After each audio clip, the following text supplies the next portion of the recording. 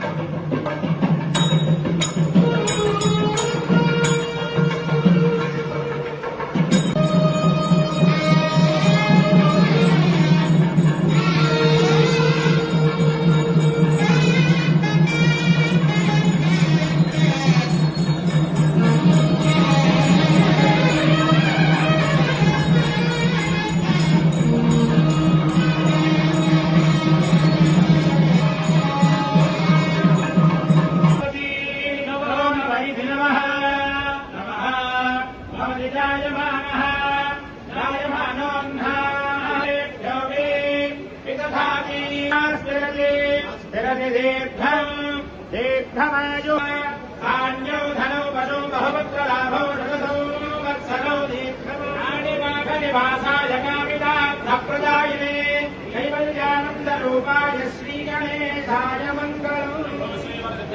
स्वामी देवतानुग्रह प्रदानस्तु आरोग्यैश्वर्याभिवृद्धिरस्तु धनधान्यसमृद्धिरस्तु पुनर्दर्शनप्राप्तिरस्तु उन्नतोद्योगविजयमस्तु।